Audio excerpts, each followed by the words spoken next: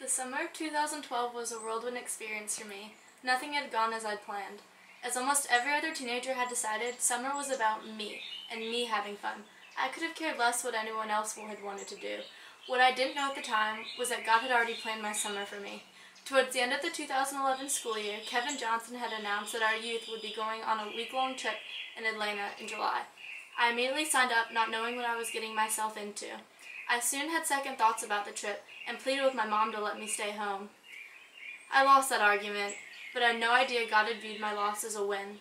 Going to the Atlanta meetings, I was skeptical about what we'd be doing, where we'd be going, our sleeping arrangements. All in all, I was clueless. I had imagined we'd be staying in a dinky little church and would be subjected to pouring soup and beans all week. As the week of the trip arrived, I grew very anxious of everything that would soon be occurring. Upon arriving in Atlanta, nothing had happened as I thought it would. That evening, we were split up into two groups. I was placed in the smaller group of the two. We immediately went to work.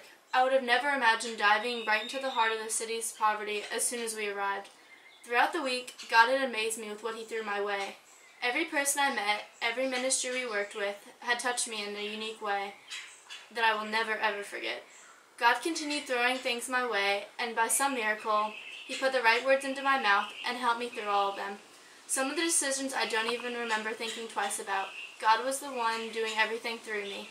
Never did I imagine that God would literally move my hands to take my shoes off to give to someone who needed them much more than I did.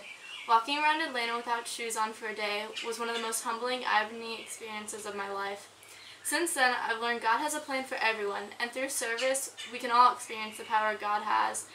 When working with ministries, or even just a small group of friends, God has a reason for everything you do, and as long as you're open to experiencing His almighty power, He will work through you in ways you can never imagine. The next time you encounter an opportunity to do any service work, I encourage you to jump on the bandwagon and join in the action.